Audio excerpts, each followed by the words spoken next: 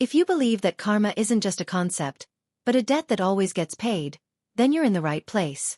This is the story of how I took the injustice my bosses served me and turned it into the most satisfying and legally documented revenge of my life.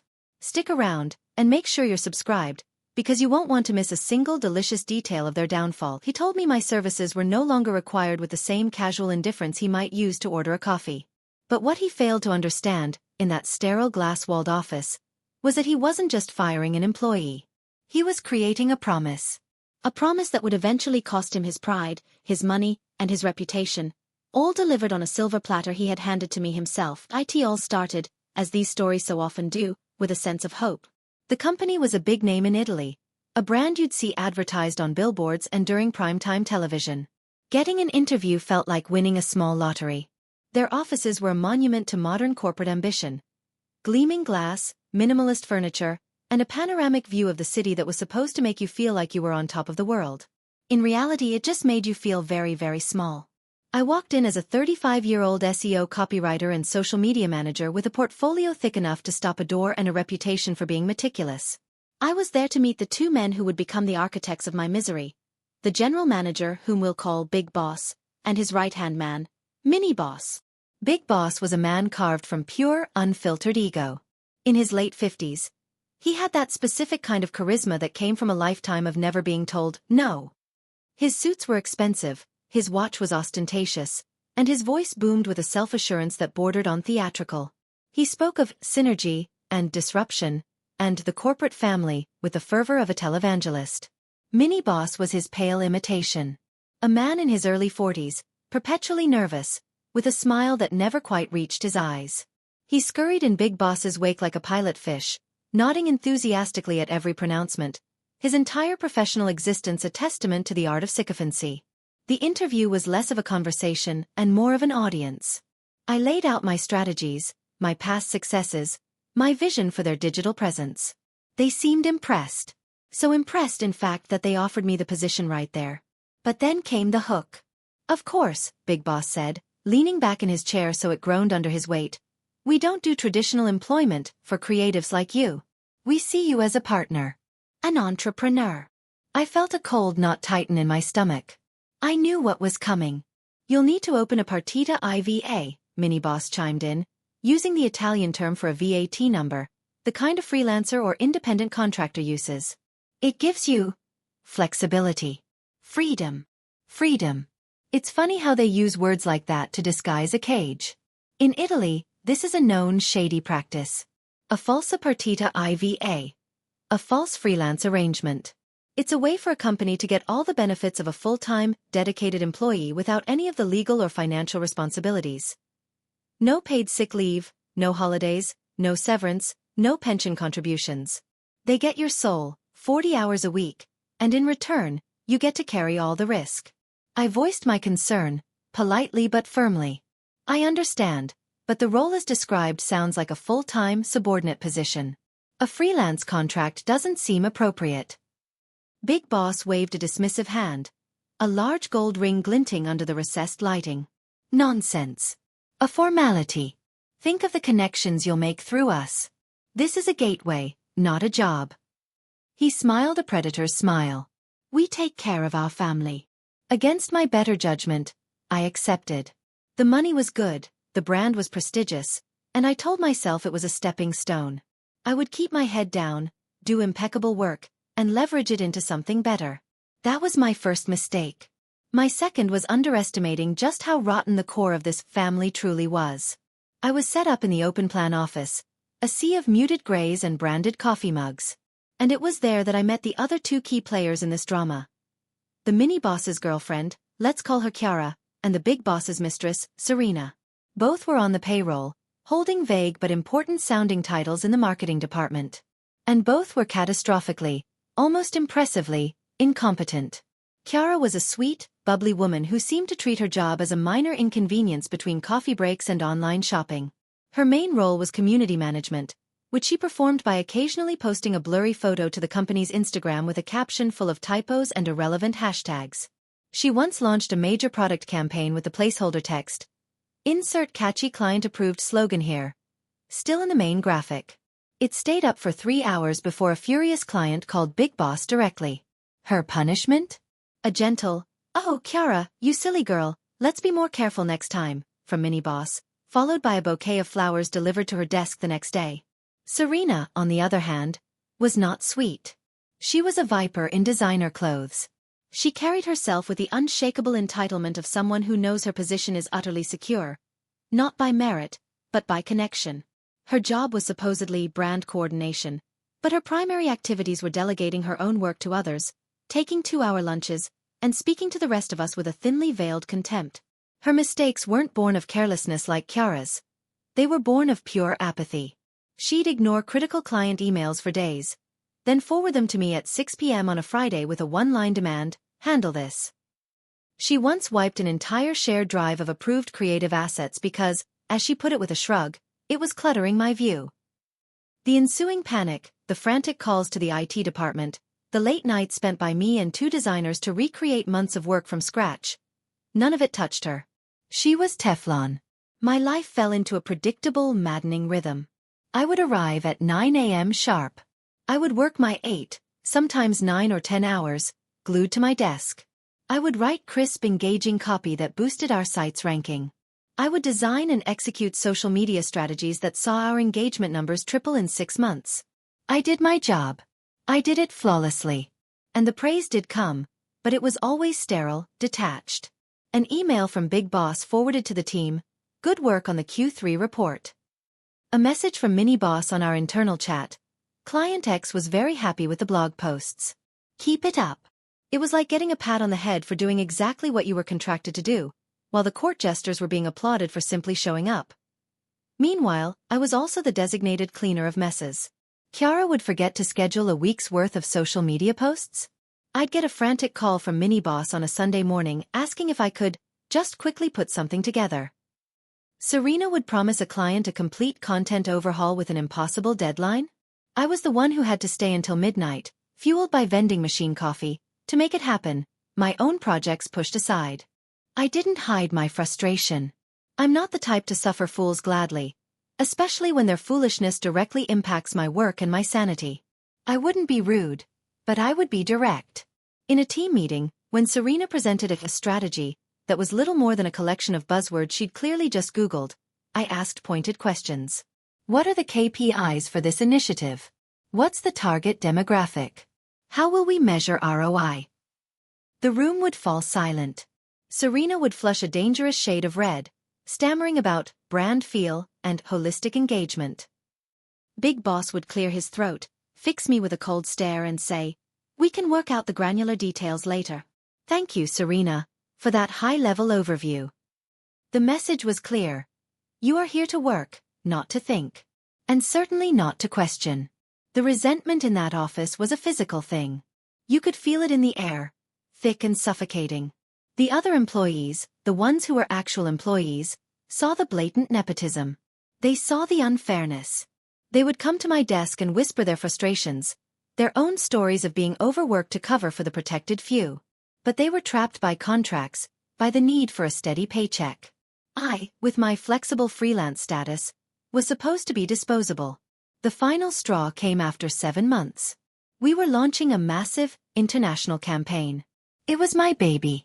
I had developed the strategy from the ground up, written every word of copy, coordinated with the design team, and laid out a meticulous 3-month schedule. It was the most important project of the year, and it was going perfectly. 2 days before launch, Kiara, in a feat of spectacular incompetence, managed to permanently delete the master file containing all the finalized ad creatives for the UK market. Not move it. Not archive it. Delete it. Utterly, irrevocably. Her excuse? She thought it was a duplicate folder. The fallout was nuclear. I spent the next 48 hours, with no sleep, working with the designers to rebuild everything from drafts and memory. We were fueled by pure adrenaline and rage. We managed to pull it off. The campaign launched on time. It was a huge success. The next day, I received an email from a major client, forwarded by Big Boss. The client was ecstatic, praising the campaign as genius, and specifically mentioning the flawless copy and execution. Big Boss had added his own 2 cents at the top. A great team effort. Well done all. Not a word about the crisis. Not a word of thanks for the 48 hours of hell I'd endured to save the company from its own internal rot. Just, well done all. As if Kiara's catastrophic blunder and my Herculean effort were somehow equivalent. That afternoon, I saw Kiara and Mini Boss leaving early, laughing as they walked to the parking garage. A few hours later, Serena left too, talking loudly on her phone about her weekend plans at a spa. I sat at my desk, staring at my screen, my eyes burning from exhaustion. The injustice of it all settled deep in my bones, a cold, heavy weight. I knew I couldn't stay. I had started quietly looking for other work. But I was about to learn that I wouldn't be leaving on my own terms. They were going to make the decision for me, and in doing so, they would light a fuse they could never extinguish. The very next morning, the call came. Mini Boss wanted to see me in the small, soulless meeting room at the end of the hall. The one without any windows. The walk to that meeting room felt like 100 miles. The low hum of the office air conditioning, the rhythmic clacking of keyboards, the distant ring of a phone, it all faded into a dull roar in my ears. I could feel the curious glances of my colleagues on my back. They knew. In a workplace that toxic, everyone can smell blood in the water. Mini Boss was already inside, standing awkwardly by the table. He wasn't looking at me. He was staring intently at a smudge on the glass wall, as if it held the secrets to the universe. He had that clammy, nervous energy he always got when he had to do Big Boss's dirty work. "Take a seat," he said, his voice a little too high-pitched. I remained standing. I crossed my arms, my posture a silent refusal to make this easy for him. "What's this about, Luca?" He finally peeled his eyes off the smudge and looked at me. His gaze was shifty, darting around the room, anywhere but my face. "Look," he began, wringing his hands. "This is difficult. We've been reviewing our marketing strategy, our personnel needs, and we've decided to go in a different direction." The corporate euphemisms were so pathetic, so transparent. I just stared at him, my expression unreadable. I wasn't going to help him. I was going to make him say the words. "What does that mean, a different direction?"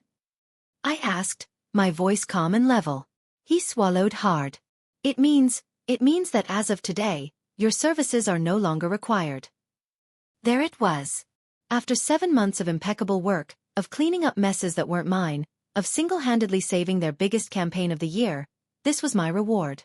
To be disposed of, unceremoniously, in a windowless room by a man who didn't have the courage to look me in the eye. A strange sort of calm washed over me. It wasn't shock. It wasn't even sadness. It was a cold, clarifying rage. The exhaustion, the resentment, the constant grinding injustice of the past 7 months coalesced into a single sharp point of focus. "I see," I said, my voice dangerously quiet. "Where is the written notice?" "My contract requires a notice period." He flinched. "Ah well, with the Partita IVA arrangement, it's not quite that formal. It's a client-contractor relationship. We're simply terminating the contract.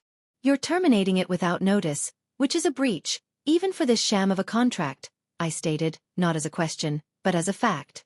"I'd like to discuss this with Big Boss as well." Panic flashed in his eyes. "No. That's not possible. He's very busy. He has delegated this to me. His decision is final." Of course it was. The king would never dirty his own hands with an execution. He sends his trembling squire to do it for him. They wanted me gone quickly and quietly, before I could make a fuss, before I could talk to anyone else. They wanted to erase me. But in that moment, seeing the fear in his eyes, I realized something. They were vulnerable. Their entire shady setup, their reliance on this fake freelance model, their blatant nepotism, it was a house of cards. And they knew it. They were firing me not because I was incompetent, but because I was a threat. I saw the truth, and I wasn't quiet about it. I was the mirror they didn't want to look into. A slow smile spread across my face. It wasn't a happy smile. It was all sharp edges. It was the kind of smile that makes people deeply, deeply uncomfortable. And it worked. Mini Boss took a half step back. The sweat was beading on his forehead now. "This isn't over," I said, my voice still a low, controlled whisper. His eyes widened. He puffed out his chest in a weak attempt to regain control. "Is that a threat?" Are you threatening the company? I let out a soft, humorless laugh. The sound echoed in the small dead space of the room. I took a step towards him, and he flinched again. "Oh, Luca," I said, leaning in just enough that he could feel the intensity of my gaze. "Threats are for people who aren't sure they'll win. I'm not making a threat." I paused, letting the silence hang between us, heavy and absolute. "I'm making a promise. It's just a matter of time." I turned and walked out of the room, leaving him standing there, pale and shaken. I walked back to my desk, my head held high. I could feel every eye in the office on me. I didn't look at any of them. I packed my personal belongings into my bag. A notebook, a pen, my favorite mug. I didn't hurry. Every movement was deliberate, calm. I was performing my own small act of defiance. "You will not rush me. You will not break me." As I unplugged my laptop, I saw Serena watching me from across the room, a smug, triumphant smirk on her face. She thought she had won. She had no idea she had just become a central exhibit in a case I was already building in my mind. The walk out of that building was surreal. The automatic glass doors slid open, and the city air, cool and damp, hit my face. It felt like coming up for air after being held underwater for 7 months. The anger was still there, a hot coal in my chest, but it was accompanied by something new. A sense of profound, exhilarating purpose. The days that followed were a blur of sleepless nights and frantic energy. The initial shock gave way to a gnawing anxiety. I had lost my only source of income. I had bills to pay, a life to maintain. The connections Big Boss had promised were, of course, a complete fiction. My association with the company was now a black mark, not a badge of honor. I spent hours staring at the ceiling in the dead of night, the conversation with Mini Boss playing on a loop in my head. His shifty eyes. His pathetic excuses. Serena's smug face. Every detail fueled the fire. I felt the immense weight of the injustice. They had used my talent, exploited a legal loophole to deny me my rights, and then discarded me the moment I became an inconvenience, all to protect their unqualified, connected favorites. The powerlessness was suffocating. It felt like they had all the cards. They were a huge company with a team of lawyers on retainer. I was just one person. For a moment, I allowed myself to doubt. Maybe I should just let it go. Find a new job. Move on. The Italian legal system is notoriously slow, a bureaucratic labyrinth designed to wear you down. A legal battle would be expensive, draining, and could take years. Was it worth it? I thought about their arrogance. Big Boss's booming pronouncements. Mini Boss's cowardly compliance. Chiara's clueless privilege. Serena's venomous entitlement. And I thought about the other people in that office, the ones trapped, the ones who couldn't fight back. And the doubt evaporated, replaced by a steely resolve. No. It was worth it. It wasn't just about the money, or the wrongful termination. It was about principle. It was about proving that people like them, people who believe they are above the rules, cannot just chew people up and spit them out without consequence. My promise to Mini Boss wasn't just a dramatic line. It was a vow. The very next week, I found a lawyer. Signora Rossi was a woman in her 60s with sharp, intelligent eyes and a no-nonsense demeanor that I immediately trusted. She listened to my entire story without interruption, her expression unreadable. I poured it all out, the sham contract, the 40-hour work weeks, the specific projects, the demands from management that proved I was an employee in all but name, the incompetence of the others, the firing, everything. When I was finished, she looked at me over the top of her glasses. "This is a classic case of subordinate employment disguised as freelance work," she said, her voice calm and measured. "It is illegal, and it is rampant. But winning these cases is not easy. It requires proof. Hard, undeniable proof. Do you have any?" I thought of the hundreds of emails on my laptop. The internal chat logs. The project management software that tracked my hours. The calendar invites from Big Boss and Mini Boss for mandatory team meetings. "Yes," I said, a slow, determined smile returning to my face. "I have everything." Signora Rossi nodded, a flicker of something that looked like approval in her eyes. "Good," she said, tapping a pen on her legal pad.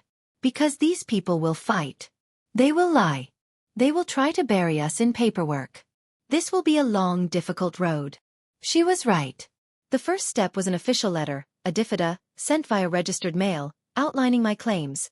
The nature of my employment, the wrongful termination, the lack of notice, and a formal request for unpaid dues, severance, and damages. It was the opening shot in a war I was now fully committed to winning. We sent it off and waited.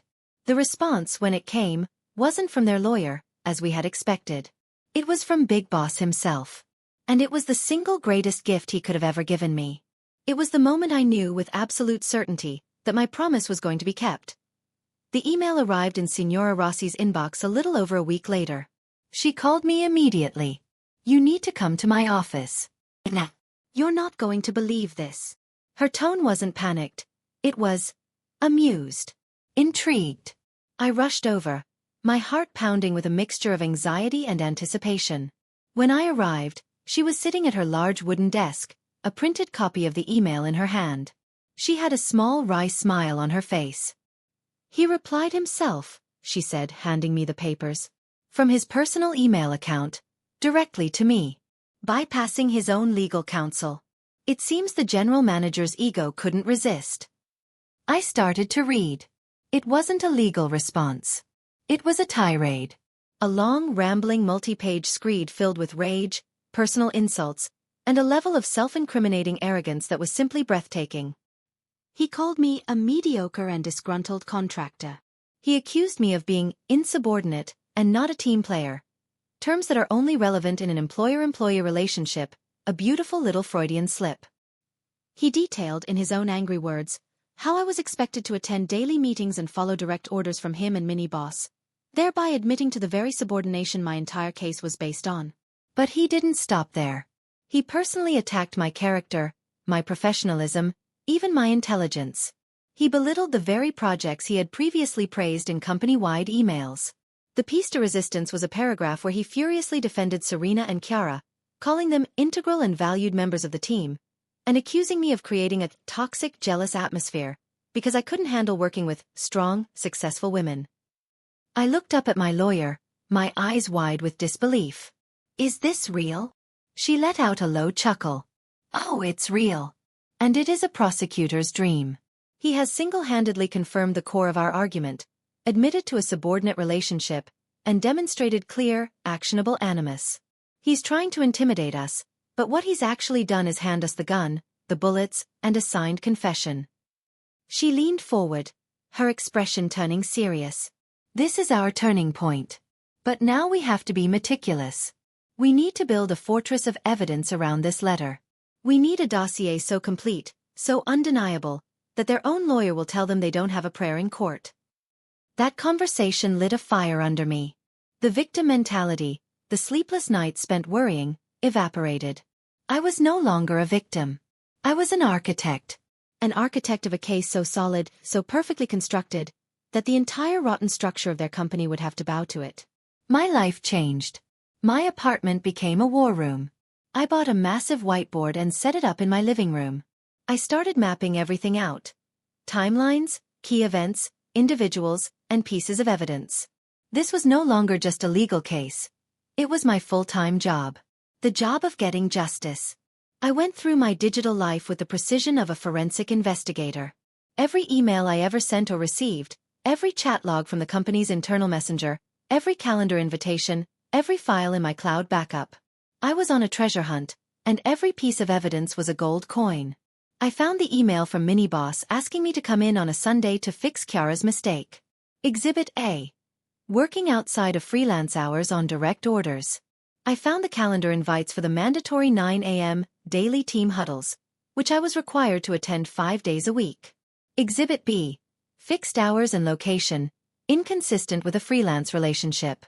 I found the chat log where Serena dumped a project on me at 6 p.m. on a Friday with the instruction, "Big Boss wants this done by Monday morning." Exhibit C. Direct hierarchical command. I printed out the glowing client testimonials and placed them next to Big Boss's enraged email calling me mediocre. The contradiction was so stark, it was almost poetic. I spent days cross-referencing everything. I created a chain of custody for every claim. I was forced to work late to fix others' mistakes. Evidence. The metadata on the file I saved at 2 a.m., the email from Mini Boss thanking me the next morning, and the chat log where I originally flagged the mistake to him. It was an obsession, but a healthy one. The meticulous work calmed the rage, channeling it into productive, focused energy. Each new piece of evidence felt like a small victory, a brick being laid in the foundation of my fortress. I would work late into the night, the only light coming from my laptop screen, a cup of tea going cold beside me. I felt the thrill of the hunt, the quiet satisfaction of a puzzle slowly snapping into place. There were moments of doubt, of course. Moments where the sheer volume of work felt overwhelming. Was this one email enough? Is this chat log too ambiguous? I would call Signora Rossi, my voice tight with anxiety, and she would be my rock. More is always better, she'd say calmly. Leave no stone unturned. Don't give them a single crack to slip through. The process took months. Winter turned to spring, then to summer. I took on small freelance projects from other clients to keep myself afloat, working on my case in every spare moment. The world kept turning, but my focus was singular. My lawyer and I met every few weeks. I would bring her new stacks of printed, organized, and annotated evidence. She would review it, her sharp eyes scanning every page, occasionally letting out a satisfied hmm. We were a team. She was the general, and I was her best intelligence officer, deep behind enemy lines. Finally, after nearly a year of this painstaking work, we were ready. I sat on the floor of my living room, surrounded by neatly organized binders. It was a mountain of paper. Chat logs, emails, invoices that proved I worked exclusively for them, photos of the office, performance reviews, project briefs, timelines, sworn statements from former colleagues who had left the company and were willing to speak. It was my entire 7-month ordeal, codified and weaponized. We compiled it all into a single massive document. A 200-page dossier of their wrongdoing. It was a monument to their arrogance and my resilience. Holding it in my hands for the first time felt heavy. It was the physical manifestation of my pain, my anger, and my relentless pursuit of justice. Signora Rossi smiled as she looked at it. This, she said, tapping the thick binder, is overwhelming force. Most lawyers would dream of having a case this well documented. Our strategy was simple and brutal.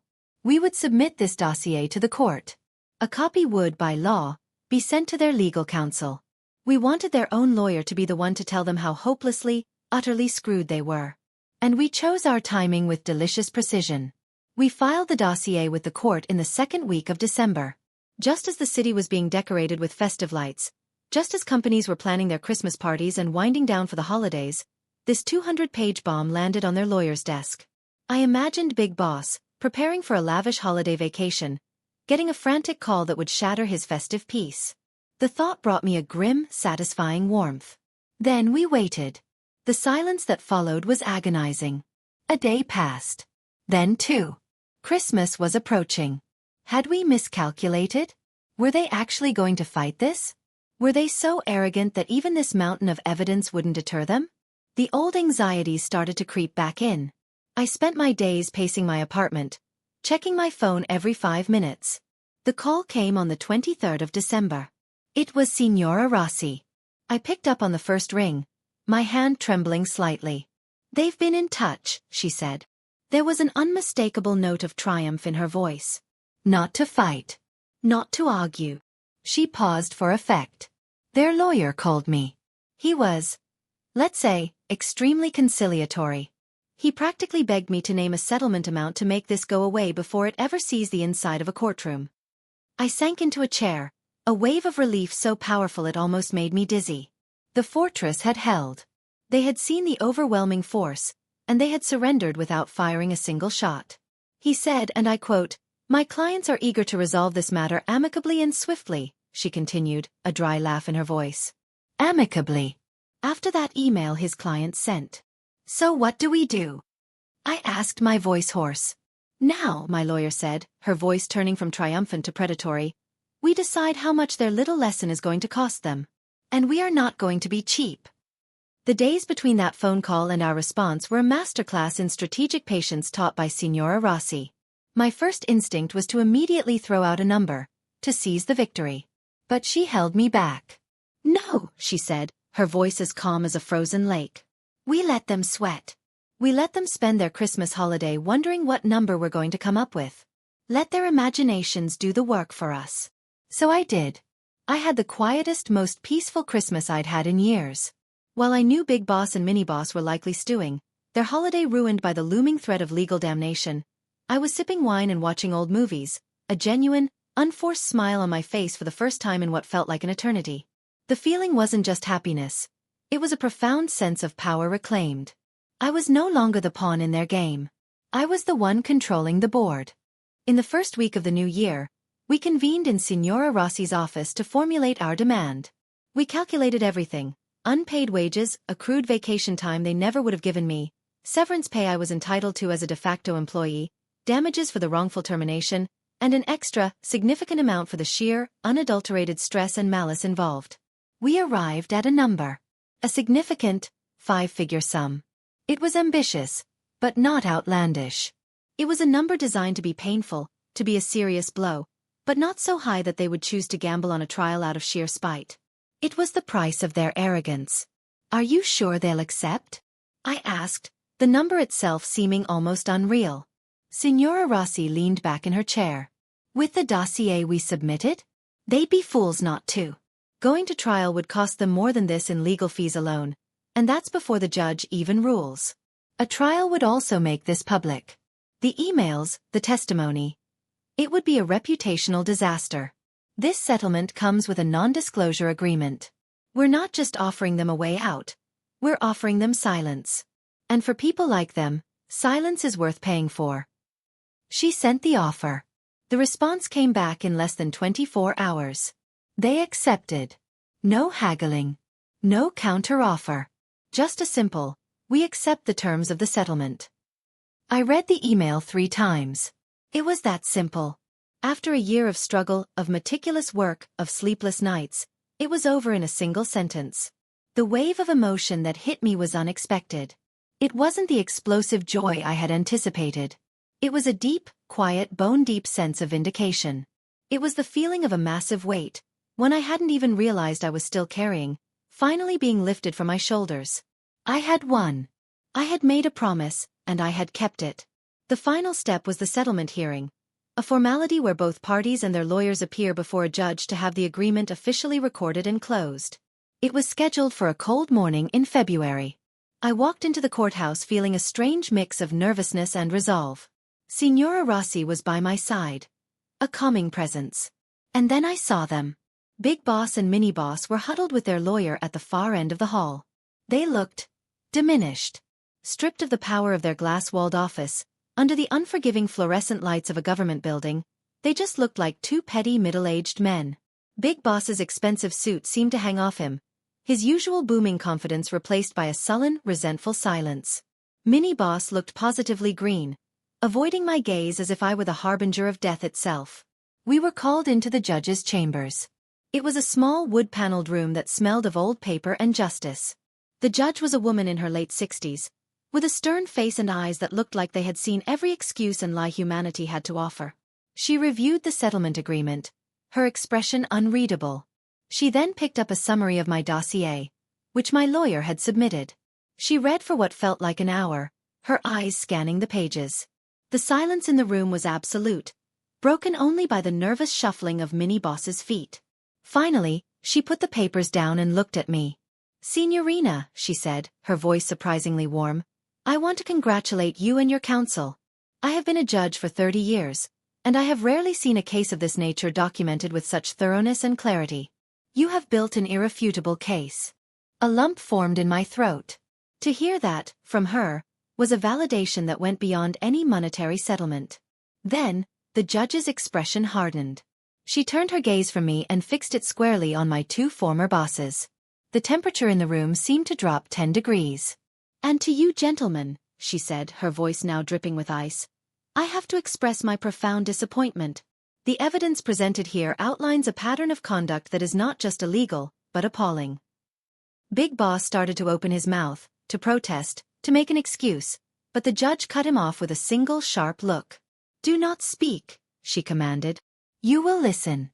This practice of exploiting individuals through false freelance contracts to evade your responsibilities as an employer is a cancer. It preys on people's need to earn a living, and it is an insult to the laws of this country." She picked up the copy of the furious email he had sent. "And this This communication is one of the most unprofessional, foolish, and self-sabotaging documents I have ever seen submitted as evidence. You should be grateful this is ending in a settlement and not a public trial." She leaned forward, her eyes boring into Big Boss. "Honestly," she said, her voice low and laced with contempt, "we are tired of seeing your company's name in this courthouse. This is not the first time you've been here for labor disputes. It seems a leopard truly does not change its spots. Consider this a very expensive lesson. Pay the settlement, honor your agreements, and change the way you do business. Do I make myself clear?" Big Boss could only manage a choked, "Yes, Your Honor." He was pale, his face a mask of humiliation. Mini Boss looked like he was about to faint. Their lawyer was staring at the ceiling, probably wishing the earth would swallow him whole. The hearing was concluded. The settlement was official. I walked out of that courthouse into the bright, cold winter sun, and I took a deep breath. The air had never tasted so sweet. The fight was over. In the end, the money was significant. It gave me a comfortable cushion and the freedom to be selective, to build my own business on my own terms the right way.